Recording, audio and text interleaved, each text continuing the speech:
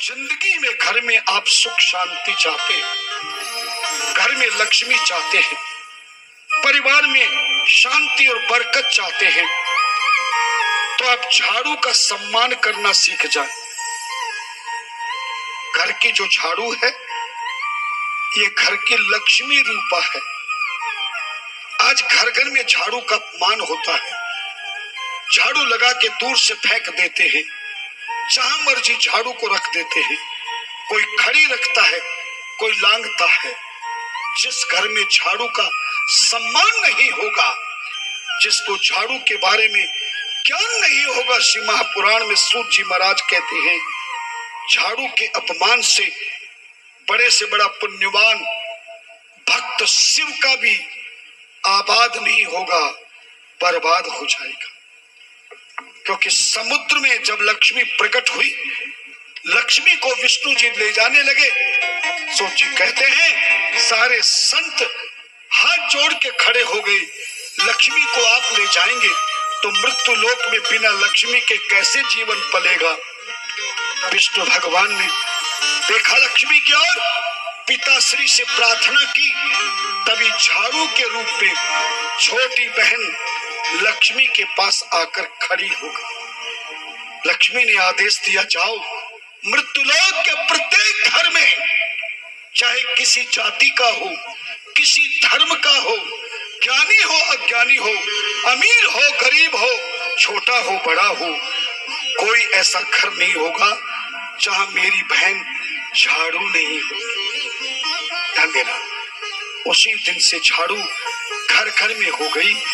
मेरी पूजन का दिन जब होगा, उससे पहले जो मेरी बहन के प्रयोग से अपने घर की सफाई करेगा, मैं उसी की पूजा से प्रसन्न होकर दिवाली की रात्रि में निवास करूंगा।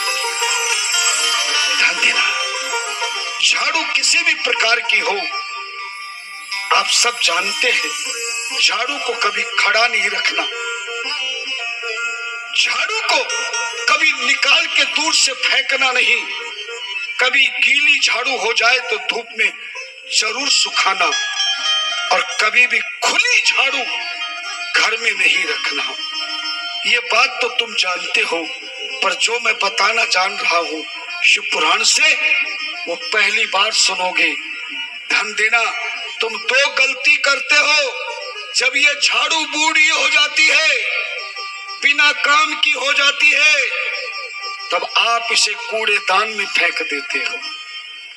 फेंकते हो कि नहीं, बोलो ना। 90% लोग झाड़ू का महत्व नहीं समझते, कूड़े में डाल देते हैं। कभी भी झाड़ू को कूड़े में मत डालना। जब झाड़ू बेकार हो जाए, काम की ना हो, तो उसे पत्थर से, किसी भारी चीज से कूट के चूरा बना लीजिए। सीकों की झाड़ू हो तो कैंची से काट काट के चूरा बना लीजिए, और नया रेशमी कपड़ा लाकर उसमें झाड़ू को बांध दीजिए, सुरक्षित रख लीजिए।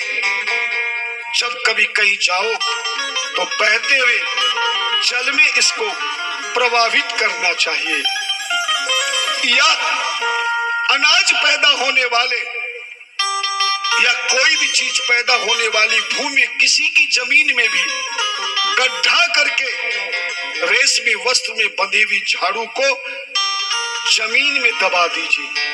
जिसके खेत में झाड़ू दबा दी, उस खेत में दिन प्रतिदिन ज्यादा से ज्यादा धन इकट्ठा होगा, अनाज इकट्ठा होगा, फसल बनी। एक तो ये काम करते हो। दूसरा, आपको पता नहीं कि घर में झाड़ू कौन सी दिशा में रखना चाहिए।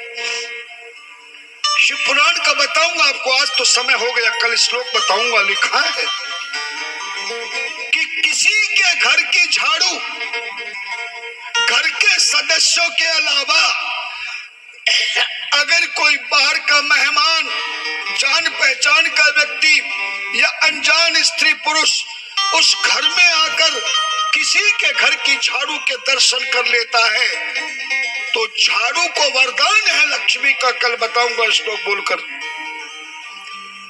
कि झाड़ू उसकी दरिद्रता को उस घर में रख लेती है, और उस घर की लक्ष्मी को, सुख संपत्ति को दर्शन करने वाले को प्रदान कर देती है। जैसे गंगा में डुबकी लगाने से, है ना, गंगा सारे पापों का हरण कर लेती है और बदले में तुम्हें गंगा पुण्य प्रदान करती है। गंगा गंगे यो प्रयात योजना नाम शतादपि मुच्यते सर्व पापेभ्यो विष्णु लोकस गच्छति। इसलिए घर की झाड़ू को कभी खुली नहीं रखना चाहिए, हमेशा छुपा कर रखना चाहिए। झाड़ू को कभी सोने वाले पलंग के नीचे ना रखें, झाड़ू को कभी बैठने वाली कुर्सी या सोफा के पीछे ना रखें, और झाड़ू को कभी रसोई में ना रखें। झाड़ू और लक्ष्मी का जानते हो कौन सी दिशा है? कितने लोग जानते हैं? बता देता हूं। दक्षिण दिशा लक्ष्मी का निवास है, दक्षिण दिशा झाड़ू का निवास है। अपने कूड़ेदान को दक्षिण दिशा में रखना चाहिए, जूते चप्पल को दक्षिण दिशा में रखना चाहिए, और जिस झाड़ू का प्रयोग करें उसे दक्षिण दिशा में पवित्र जगह रखना चाहिए। कहते घर से बाहर निकलने पर अगर आपको झाड़ू के दर्शन हो जाए तो समझ लेना कि तुम्हारी कामना पूर्ण हो गई।